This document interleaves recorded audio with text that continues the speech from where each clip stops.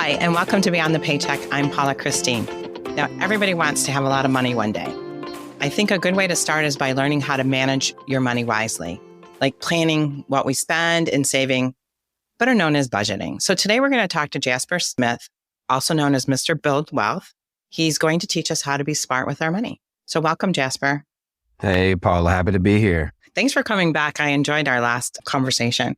Yeah, me too. Me too. Glad I was able to come back for a second round. Me too. I'm excited to see where we go. Okay. I get it. Budgeting. Everybody hates that word. I know. It makes you want to vomit, but you have to do it because you can't get ahead if you don't. So how do we do it? First, you got to figure out what strategy are you going to use. I guess the biggest challenge for most people is there's somebody's strategy that they just kind of blast out. So try my strategy, try this strategy, download this app, do that. The problem is we don't pick one that works for us. I've seen it a million times. It's just do your budget for a whole month. And for some people, they live their lives in these 2-week windows of when they get their paycheck. And so I'm like, can you do like a 2-week budget? So just figuring out like, what's it going to take to get you to make the commitment? And so for a lot of people, they struggle primarily because they've never seen budgeting in a positive light. Oh, no, because when you say the word, it's just like I started it off with budgeting. Yeah, we both did the same thing. Yep. And actually, it's the most amazing thing you can do to get a hold of your finances. And once you get it to where it works for you and you just continue, it just becomes second nature. I mean, it's fun. It's like, oh, look how much is going in my savings account. Look at how big it's grown. Yeah, it's a tool. So the analogy I give when I'm doing workshops around budgeting, I'm always like, look, a hammer is a great tool if you pick it up and swing it. If the hammer's just laying on the table, you can't build anything. Think about the budget. It's great if you use it. Just to your point, you will understand how you're spending your money and then where your money is going for bills or savings or investments, retirement, insurance, whatever it is. We are just lost. And so I think when people hear the word budgeting, they feel like I've got to cut something out of my life. I got to stop doing something that's fun. And I'm like, I agree. That's the initial feeling. You could, or you can figure out how to do more fun things because you figure out where you were wasting it. Hey. And now you can put that towards something else that might be a lot more fun. Hey, Paula, now you're talking my language. So that's exactly how I handle my clients who are like, I just can't figure out this budgeting. And so honestly, I tell them, let's not worry about budgeting yet. Let's try this activity. This is a real activity I'll share with you because I've seen it work in real time. And so the idea is you take a look at your previous 3 months of statements. I call it the highlighter challenge. Some people call it the once challenge. It's just to get you to see how you're spending your money. I prefer you to print out your, again, previous 3 months of statements, whether that's credit cards or your checking account. I want you to see what you've been doing the previous 3 months. And so you get a highlighter and you highlight everything that was not a necessity to live. Uh-oh, I'm in trouble. Hey, most people are. So what's funny is if you look back at the previous month, everybody does this, they start smile, they smirk, and then they kind of giggle. And that's only the first month. And then they look 2 months back and then you get hysterical almost. You're like, cuss it. And the answer is yes, that was you that spent that money on something that was not a necessity. So now we can begin to have that conversation around needs versus wants. That's how you start this process. I got stuff I need. Like I need to eat. I need shelter. I need certain things to live. But the majority of people's spending goes to stuff they just want to do. You didn't need it, but I wanted to do that today. I wanted to eat out, or I wanted to, go on this trip. I wanted to go to this show. I wanted to, buy some little. Again, the wants begin to overwhelm us, but we don't see it. Yeah. And so getting somebody to highlight it, all it does, it gets you to say, that was me that spent that extra $100 last month on something that I did not need. And so what I found is if I can get people to go through that activity, we kind of don't have to do the normal budget. We kind of don't have to do it. Because now I've got a good idea of how you spend.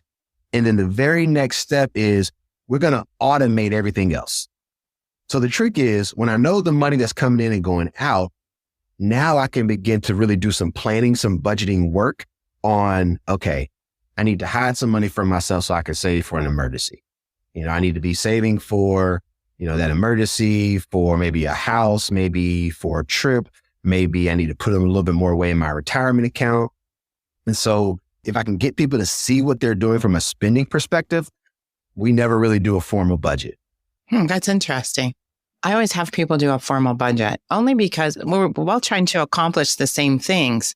Exactly. Yeah. What I'm, again, looking for that same thing, where their money is going. Because I remember this one time, this couple I was meeting with, I mean, they made really good money. They were probably bringing home about $16,000 a month. Mm-hmm. And they're like, oh, but we only spend, $8,000 a month. I'm like, wow, how much you got in savings? And they're like, nothing. And I'm like, well, you're bringing in 16 and you're spending 8. Where is it? Where's the other 8? And they're like, I don't know. And I'm thinking, oh my God, how do you spend $8,000 a month and not know where it went? And when they did that exercise. And it's the little things. No, it was big things. They were just not. Okay. I can't say I've ever made 16 grand a month, but I think I've told this story on the podcast before, Paula. When my wife and I were dating long distance, she was here in Detroit, I was down in New Orleans.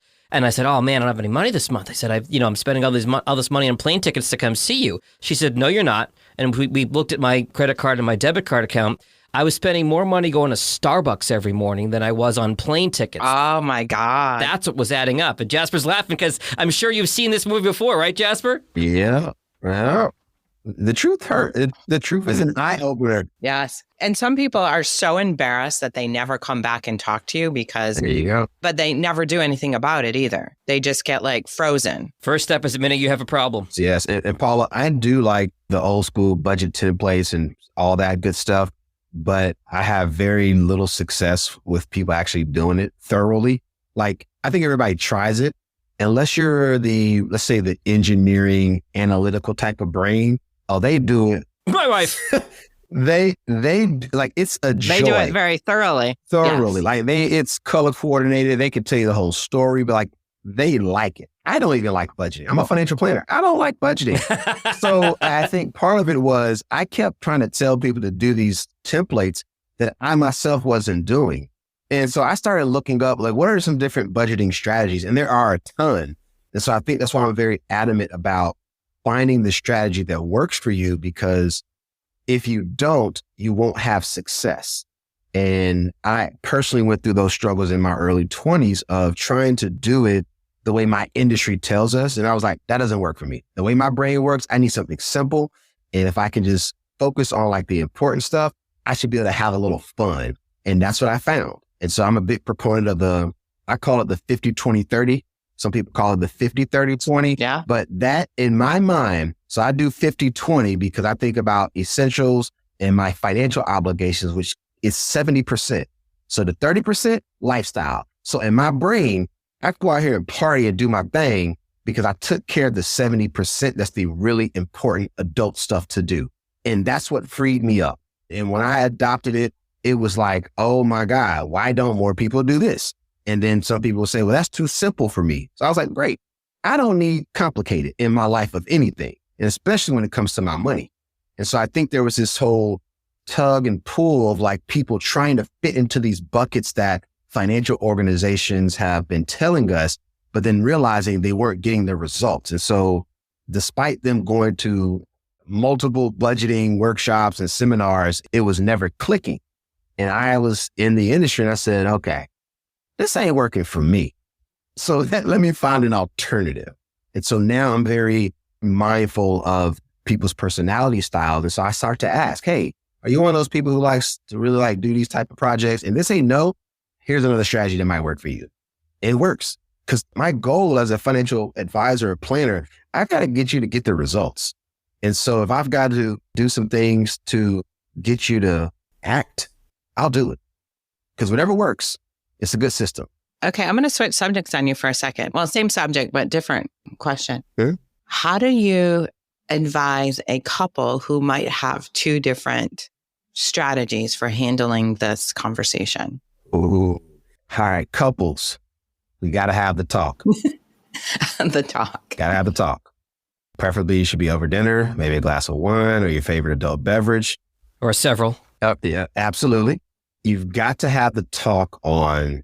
Before you get married. I was going to say that. So I did that. Yes. Before I got married, I had that talk with my now wife. And I said, here's how I operate. And she listened. And then I allowed her to speak. And I like taking notes because I like to document, like, hey, we're on the same page here, right? Here's how I roll. Here's how you roll. Wait a minute. You document your wife? Stop. She hates it that I'll do this. Oh, I'm telling you, I already hate it. But you know what it does? It helps us to not get into arguments. Yeah, I guess. To this day, she hates it. But what I did was I said, I know, here's how I like to do things. Here's how you like to do things.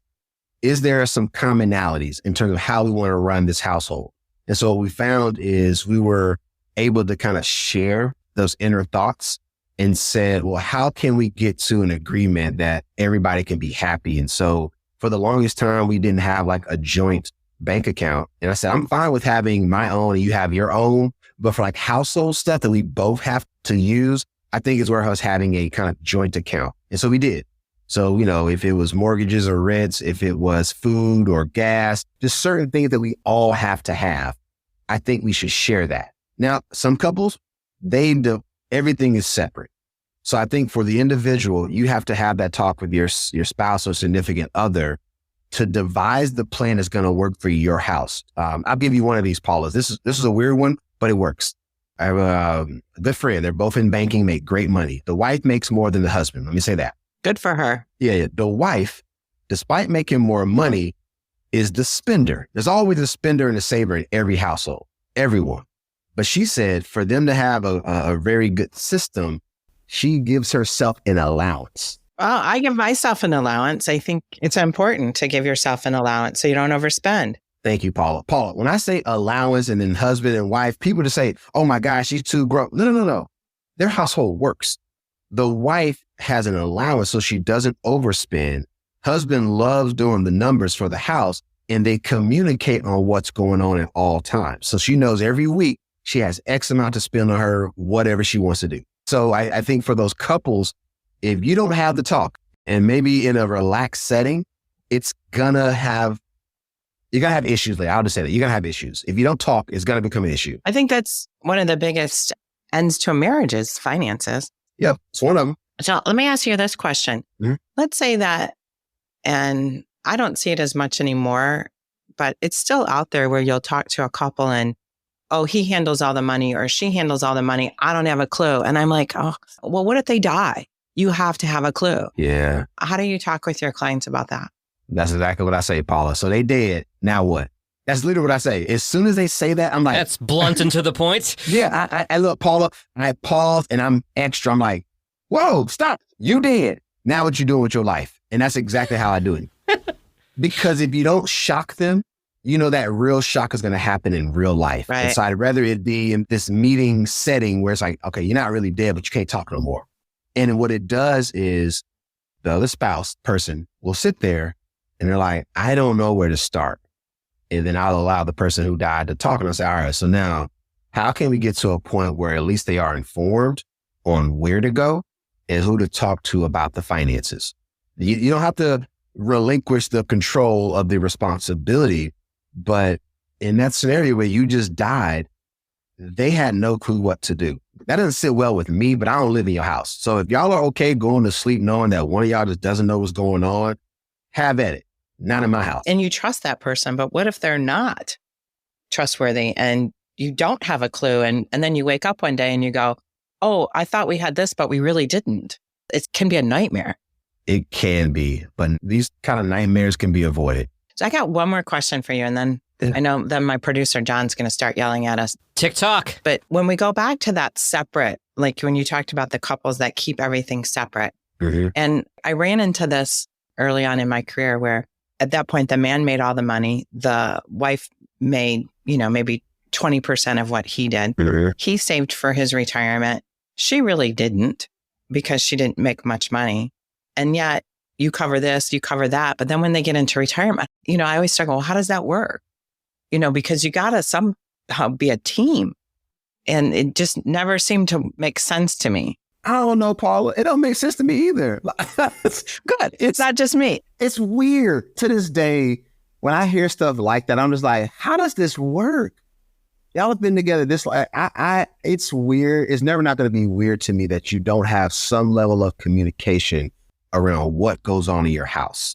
And I know back in the day and all that, that's great. We're past those days because I live in the now. And so I'm not as critical as I used to be on people who have like strong opinions about how they run their household. I'm learning to just offer suggestions. Hey, would you consider? And you ask those questions that get them to think. So if something happens, how is this dealt with? You know, and you just pause. I think your whole business model, Jasper, is you're meeting people where they are, which is brilliant. Yeah, it's hard to not want to like just, oh, y'all need to stop doing that. It's just like, hey, what y'all want to do? And if you think that's going to work long-term, great. But I'm not going to try to convince you. And so if somebody wants to hear your suggestions, Jasper, how should they get a hold of you? TheBuildWealthMovement.com. You can scroll down to the bottom. There's a contact us section. And I would love to have a conversation, see if I can be of service. And if so, we'll find out after we chat. I'm all about having the conversation first and seeing where we can go. And if I can't help, I'm going to tell you, I'm not your guy. You need somebody else. It's not going to be me. But I think for most people, I can help a little bit, if not a lot of bit. So thebuildwealthmovement.com is a great place to find me. Reach out via the contact us section, and I'll be more than happy to set up that time and have a chat with you. I appreciate you. I just love talking to you. I will be reaching out to have you back, and we will talk about something else. You're just so much fun. So if anybody wants to get a hold of me, they can reach me at paula@paulachristine.com, or you can check out my website at paulachristine.com. Thanks again, Jasper. So much fun. Yeah, thanks a lot, Paula.